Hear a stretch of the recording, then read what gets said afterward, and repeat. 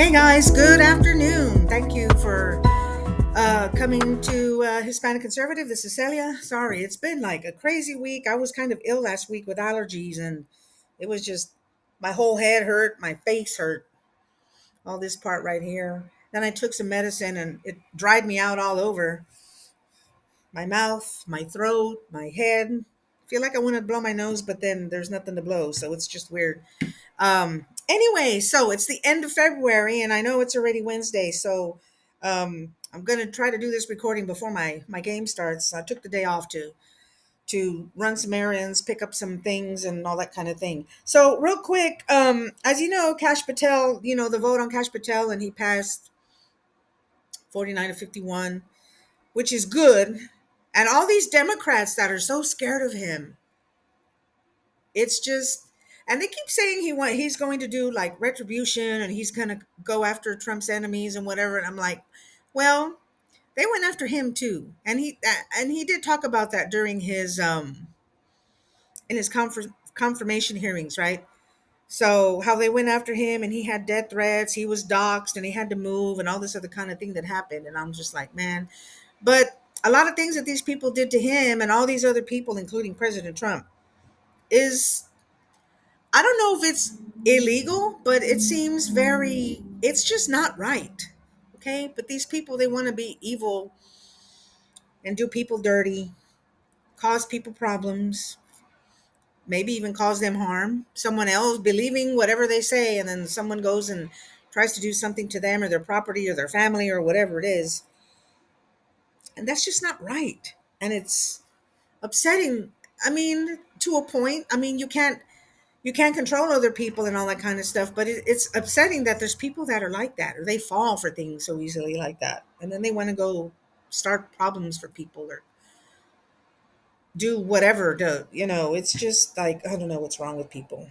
Insecurity, maybe. Naivete, you know. So anyway, Cash Patel is already installed and sworn in as the director of the FBI. And then he also got into being the head of, what do you call it? I guess it's of the ATF. So I guess director of the ATF, is that, if that's what they call it. Now, the whole thing about, you know, the deputy director of the FBI, I mean, this was so amazing. And if you've seen, okay, if you know, it's Dan Bongino, right? So his whole, that day that he was talking about how he got the call, and it's a whole change of life from everything, his all his work that he's been doing online, the podcast and whatever, and now to go be, and he accepted, of course. So the change of his life, probably, I don't know, he's going to have to move, or what's going to happen there, but uh just that whole change of life. Like, if I had another job, if I was offered a job and I had to move, I mean, am I going to sell my house? What am I going to keep? Am I going to put stuff in storage, or am I going to rent out my place? I mean, all these things, these little things that you have to consider before you take a job and move to do something else. I mean, it's kind of crazy and amazing at the same time. If I had a offer, where I had to consider that, I mean, I'd be like, yeah, I'd want to say yes, but I mean, what am I going to do with all this? Um, so anyway, Dan Bongino said, yes, I don't know when he's going to start. He does not have to go through confirmation like the director of the FBI, like Cash did. I'm so happy that Cash Patel is in there. And now, the Attorney General, Pam Bondi, has already seen, because I don't know if you ever saw that interview with, it was Cash Patel and Glenn Beck, and he was talking about the report of Epstein, the Epstein list, and all that information. It's kind of behind the director of the FBI. So whoever the director of the FBI had access to it to do whatever basically they wanted to do. But everybody wants to know what is in that report, what is in that file, which is why a lot of them were always speaking out against Cash Patel.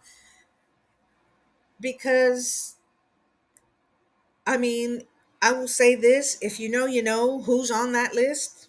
And some people we know that are in Congress are on that list. And one of them his initials are AS, right? So now the other point is, who you think is alive is dead, and who you think is dead is alive. So is that a copy of somebody? Is it a deep fake of somebody? I mean, if we know these people are already,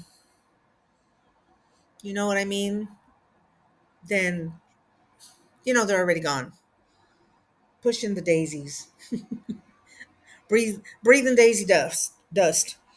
So anyway, and I also did hear, and this was a short news. I don't even know that Matt Gates. Remember, he was going to be for, I think, Attorney General in the beginning. It was the first thing that President Trump had put that he wanted to get confirmed. Matt Gates, a special prosecutor, selected by Kash Patel to investigate Biden crime family. So this ought to be very interesting. I mean, all the criminal activity of all these people, I mean, it's going to come. It's going to come. And all of us who know what's going on here and there between all these people, and I mean, that even includes not even the politicians, but people in Hollywood or business owners, people with a lot of money that had access to the island and other places underground, if you know what I mean. All these people are running scared. That's why they're talking against Cash Patel. They weren't so much for all these other people that President Trump wanted to put in, because they knew that with them in there that they were going to start getting investigated. Or, like, if you ever heard, they thought she would never lose, right? The first time President Trump won, they thought she would never lose. So they could keep hiding all these secrets, and all the dirty people can stay hidden. All the money, like, okay, let's go back. All the money that was going through USAID to Haiti. So much money being sent to Haiti, but there was nothing ever done there. I mean, the place still looks like crap. The buildings are falling apart. I mean, just like what you see in Gaza, right? There's no buildings. I don't know if they even have piped in water and sewage in Haiti, but I hear they don't have that in Gaza. I mean, all these other places probably, and they don't have that in the South Carolina, wherever they were hit. They don't have that probably in some parts of Hawaii and Lahaina. All these same things in different parts. But the money, did the money get there? Or somebody kind of like walked away with it? Because, why not? Nobody would miss it. There's always more money. US taxpayers are rich. We can afford to pay everybody everything, right? We can send billions of dollars to Ukraine. We can send money for farming in Pakistan. I mean, why are we sending money for farming in Pakistan when are not even taking care of our farmers here in the United States? And they're losing their property, or their taxes are too high. They can't, keep what they have. And China's buying their land, and all these other people like Bill Gates or whoever's buying the land. But it's because, okay, another thing I heard too, part of it is probably because of the water rights. So if you know who owns the water, who's got water, that's it. Water, that's a whole other issue. Just like water in California, water in all these other places. Make sure wherever you buy property, you have access to water on your land. You have the water rights. Because sometimes I don't know if you could buy a piece of land and not have water rights. I don't know how that would even work, right? But if the water's coming from somebody else passing through your land, just like in the Western times, they would block it, divert it, make their own lake or their own well with the water, and that people downstream would never get it. I mean, you don't know what's going on with the water. So that's something that people need to kind of take care of. But anyway, so what was I talking about? Just all the money from USAID that's gone to all these different places. So it's just, I'm glad. And you have all these, like I was saying, you have all these Democrats that are complaining, and, oh, when we didn't vote for Elon and he's not elected, and you know, they don't want to give him access to Department of Education. They don't want to give him access to um, wherever, the records and that kind of thing, or the judge is blocking them or postponing it. I mean, the judge should have nothing to do, nothing to say about what the executive branch is doing. Like that other judge now that's like, oh, the Trump administration needs to pay NGOs. No, don't. That's exactly what we don't want. This is what we voted for, you dumb judge, you stupid judge, you idiotic judge, federal judge, no less. But you're still a piece of garbage. You still want our money to go pay NGOs for foreign aid? No. This is what we voted to not have going on. We voted for that to not continue. But these people just don't get it. I don't know what it is that I don't know how stupid you are or how blind you are, that kind of thing. But anyway, that whole money laundering schemes and money to foreign aid and money for no, no, no, no more. No more. I want that money back from Ukraine. Let's get those minerals. Let's get money. Let's get whatever it is, gold or silicone, or I don't know, whatever it is that we need, that we can make, electronics or that kind of thing that we need here. Because we may not be able to get it from Taiwan. I don't know, whatever happens there. That's a whole other issue. Okay. My big point I wanted to make now, it's already 11 and a half minutes. There is a measles outbreak in Texas, and I don't know if a lot of you know. Okay. So we don't know where, I don't know if I've ever read or heard anywhere where it came from, because I don't even know if they know.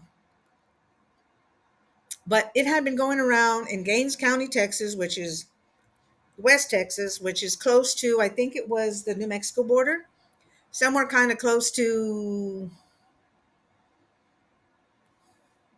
Odessa, Midland, Odessa area.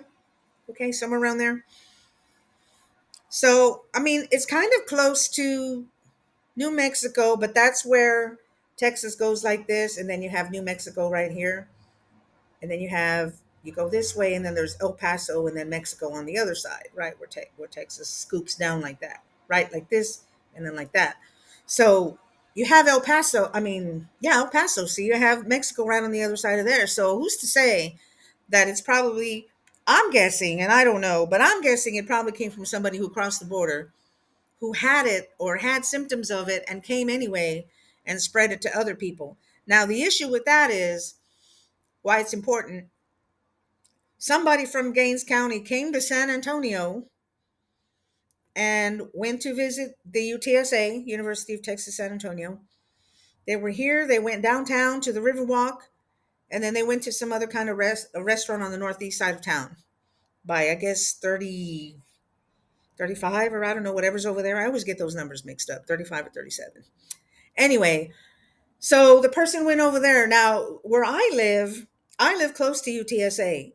Now, the school district that's in my area, Northside ISD, they put out, and I saw it yesterday, and then I saw it in my email where district puts out letter concerning the measles outbreak, yada yada. Okay, where I live and UTSA is in the school district where this person came to UTSA, of course, right? So the whole all the schools around here, I guess the letter was sent to the parents at NISD too about the measles. Be careful. And it has also been in the local news. 21 day, I think, incubation. So you have to look for the symptoms like a fever and the rash and all that kind of thing. And, so I don't know wherever else this other person went. Sorry, that was weird English. Wherever else, wherever else. Okay. Wherever else this person went. I mean, I don't know, unless it comes out some new report that person had contact with somebody else, and then maybe that other person went somewhere else. I don't know. But so far as we know, this one person came from there to San Antonio, to UTSA, down to the Riverwalk, over on the northeast side to some restaurant, seafood place, now that I remember. And so now it's a kind of like watch and wait. And so now I'm seeing more people kind of wearing masks. I don't know, because it is a respiratory disease, illness, right? Now, the other thing is, too, just I think this morning I saw that there was a child, and it was very, they highlighted it very much. An unvaccinated child died from the measles. Okay, I don't know how long this child had the measles and all the symptoms, but apparently that child has passed away. So there's a big concern there, I guess, too, about other people there that already have it that are contained, but other people that have been exposed. I mean, we don't know where they could have gone besides just when they came here that they did keep track of. But whoever that other person came in contact with, I mean, the server at the restaurant, whoever they talked to at the school, I mean, it's just here we go, right? Something else. So I just have to take care of myself. And if you're in South Texas or you're in any, I probably even West Texas, South Central Texas, and who knows if any, like I said, anybody else that person came in contact with that moved someplace else to another part of Texas or drove somewhere, took a plane. I don't know. Oh, here we go. It's just going to be something. So we're just trying to keep track of everything, the day to day on the measles.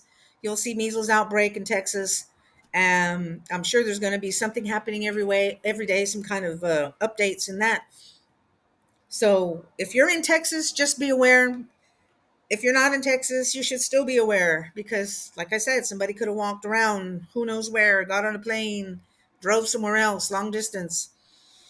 Okay. And that's all I wanted to say today, especially regarding the measles, because this is, I mean, who knows how this is going to end up.